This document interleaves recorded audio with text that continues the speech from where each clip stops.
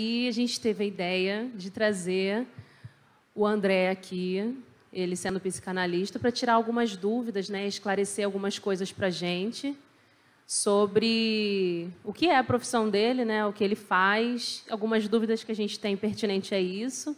Acredito que você em casa também tem algumas dúvidas, então a gente vai tentar esclarecer algumas delas agora. Então vamos lá, André. O que é ser um psicanalista? O que ele faz? Quais são as atribuições? Psicanálise é um pedaço da psicologia, né? A psicologia é uma coisa muito grande. Então, o psicanalista também, igual um psicólogo, é um profissional de saúde mental, é um profissional que ajuda pessoas com seus sofrimentos, né? Que ajuda as pessoas a elas se entenderem melhor, se conhecerem melhor, se gostarem, né, a vencer seus traumas do passado. Entendeu? Entendi. E esse tratamento psicológico é o que a gente está fazendo aqui? É só uma conversa? Não, não é uma conversa normal. O psicanalista, ele é um profissional que trabalha com o inconsciente. É uma coisa assim, é meio viagem, né? É até complicado de explicar um pouco. Mas é claro, a gente está conversando, você pensou antes um pouco as perguntas que você ia fazer, né? Mas se a gente estivesse conversando aqui uma conversa normal, sem ter planejado as perguntas, conversando por conversar, a gente escolhe usar algumas palavras, a gente não sabe por que a gente escolhe aquelas palavras, mas o nosso inconsciente, às vezes, usa uma palavra para passar uma mensagem. E, às vezes, quando duas pessoas estão conversando, uma pessoa entende essa mensagem sem perceber. Agora, o profissional, ele estuda o inconsciente, de tal maneira que a gente presta muita atenção na fala da pessoa e presta atenção em todas as palavras que são usadas para verificar se tem algum significado naquela fala. E aí vai fazendo perguntas, vai puxando. Você, com as perguntas, vai puxando, tentando descobrir aquilo que a pessoa quer te falar. Às vezes, a pessoa não sabe o que ela quer te falar. Às vezes, é alguma coisa que está lá escondido no inconsciente. Porque as coisas do inconsciente a gente não sabe, tá? Que estão na nossa mente, né? São coisas que estão lá guardadinhas e, com essa técnica, a gente vai puxando. É como se fosse um novelo. Você vai puxando aquele novelo e vai puxando, tentando atingir algum nó, alguma situação que cause sofrimento para a pessoa. Entendi. Entendeu? Entendi. Quando você alcança alguma situação dessa traumática do passado, e a pessoa pode se abrir, falar e contar como foi. Por exemplo, aconteceu alguma coisa com você quando você era criança. Você teve uma forma de interpretar aquilo. E agora você é adulto, você pode reinterpretar aquilo. Você pode entender de uma maneira diferente. Tudo isso através de perguntas, né, que a gente vai fazendo. Sim. E aí você é capaz de vencer alguma coisa que ficou guardada na sua mente que te faz mal até hoje. Entendi. Mas aí, no caso, nessa conversa, você expõe as suas opiniões sobre a vida do paciente? Não. Isso? Aí nem o psicanalista e nem o psicólogo, nós não podemos expor nossas opiniões. Às vezes até a pessoa, ela pergunta para você, o que você acha disso? Qual é a sua opinião? Aí o nosso treinamento na hora é a gente respirar e falar, não, a minha opinião não é importante, qual é a sua opinião? Devolver. Tem até pessoas às vezes que não gostam, né? Porque a pessoa fica perguntando e o profissional não responde nada. Sim. Não, mas e a sua opinião? Parece que é um monólogo, né? Ela com ela mesma. Então, mas com jeitinho a gente vai tentando explicar que a gente não pode dar a nossa opinião sobre a sua vida.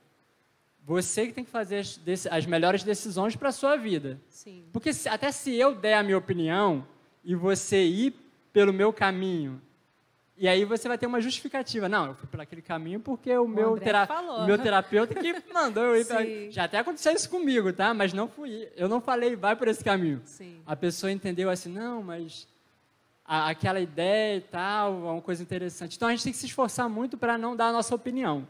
É difícil porque não existe pessoa imparcial, né? Sim. Nós não somos máquinas, mas a gente tem que se esforçar para ir por esse caminho. Mas vamos supor que eu esteja num consultório com você, né, numa sessão.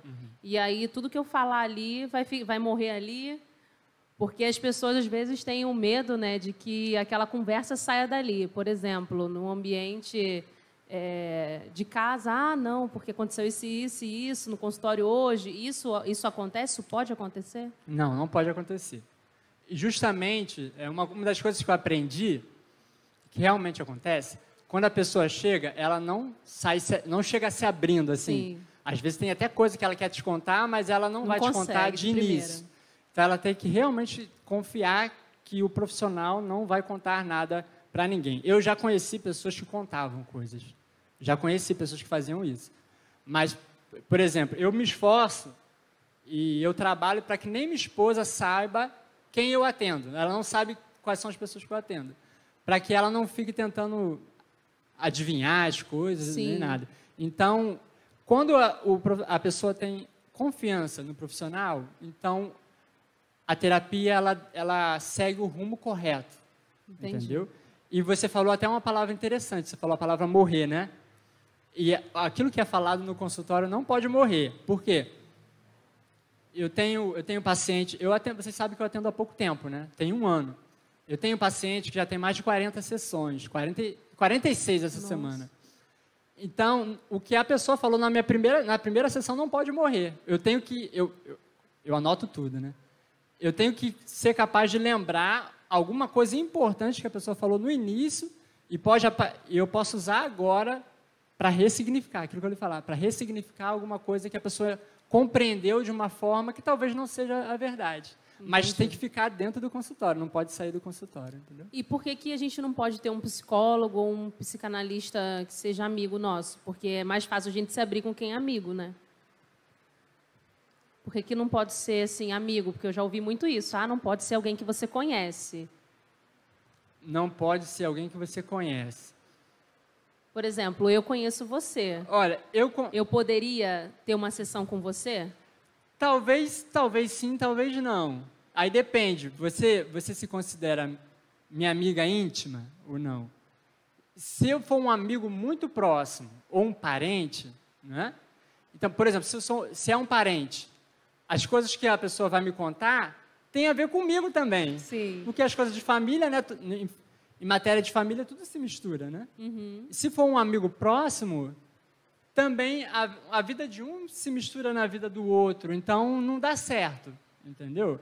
Agora, se eu conheço você, mas não sou um amigo próximo, é possível, entendeu? Mas aí a relação muda, entendeu? Entendi. A pessoa que é amiga agora vai ser ou terapeuta, ou psicólogo, ou analista daquela pessoa. Então, a relação vai mudar. Você não pode ser amigo daquela pessoa dentro do consultório. Entendi.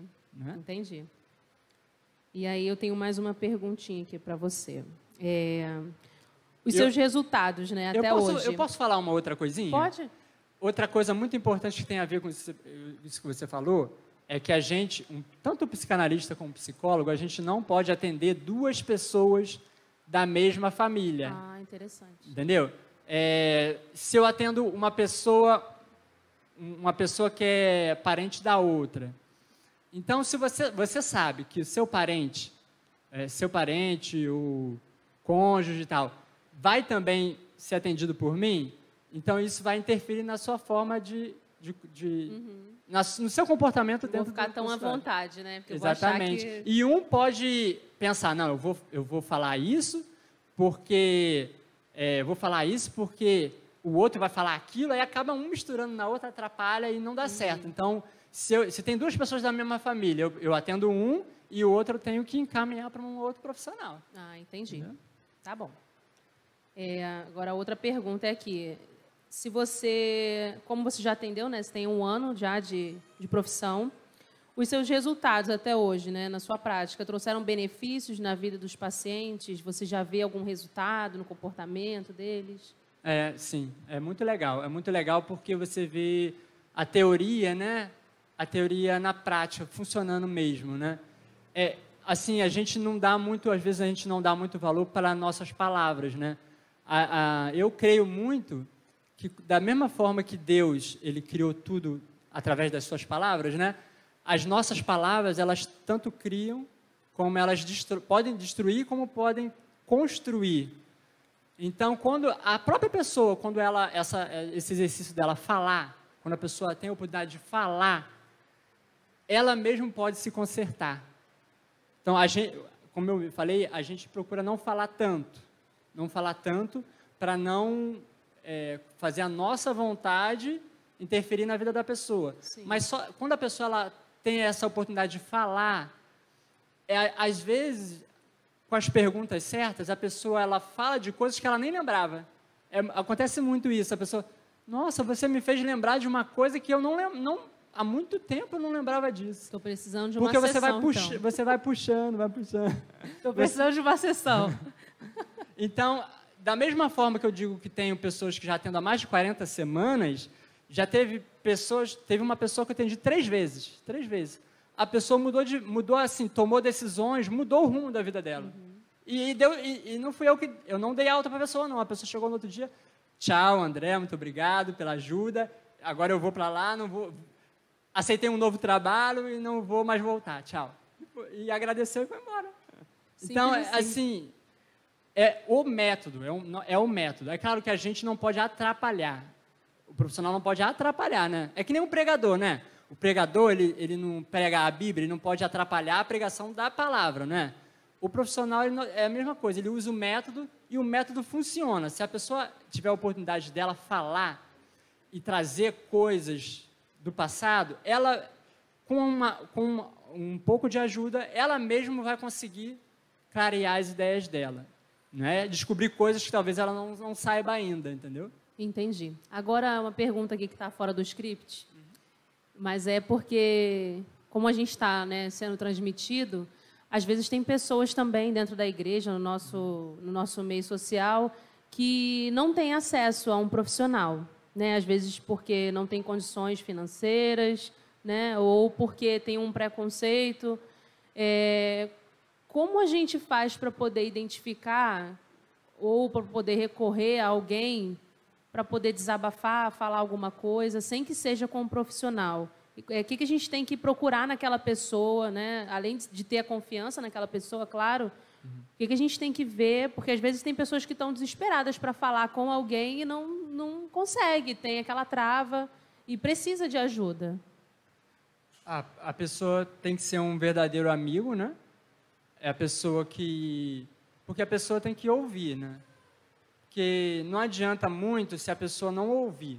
Se a pessoa... Enquanto você está falando, a pessoa já está pensando na resposta que ela vai te dar e ela vai dar uma resposta que, às vezes... Uma opinião, né? Uma coisa que serve para ela. Então, se a pessoa tiver a condição de te ouvir realmente, e aí a opinião é aquele problema da opinião, ou do conselho, né? Se a pessoa vai te dar uma opinião ou um conselho, talvez sirva para ela, mas talvez não sirva para você, porque as pessoas são diferentes. Então se você tiver uma posição imparcial, né? Como você falou, na sua profissão. Teria que ser uma pessoa para te ouvir, mas ser imparcial, não dar opinião. Ou mesmo que, assim, um amigo, possa até dar uma opinião. Se for uma pessoa que você sabe que é uma pessoa, no nosso caso, né, nós somos cristãos. Se for uma pessoa que seja cristã também, que você conhece a vida espiritual daquela pessoa, sabe que ela realmente, ela segue a Jesus. Então, você tem a confiança que aquela pessoa também vai guardar o segredo e vai te dar um conselho, uma opinião para realmente lhe ajudar, aí eu penso que é válido, mas é muito difícil. Hoje em dia é muito difícil você ter um amigo que tem essa disponibilidade de te ouvir com essa paciência, né? E tem a sabedoria para lhe ajudar. É muito perigoso também. Sim. Porque a pessoa pode gostar de você, mas ela pode te dar uma opção que talvez não seja a melhor. Entendi. Então, no caso, o melhor meio é procurar realmente um profissional. Também é perigoso. Isso também é perigoso. Não pode ser qualquer profissional, né? Tem que ser um profissional, no caso, no nosso meio, que somos adventistas, teria que ser um profissional cristão que tem as mesmas diretrizes que nós. É perigoso, porque dentro dos profissionais, os terapeutas que não são cristãos, eles vão achar que pecado não é pecado. Pecado não é uma coisa tão importante.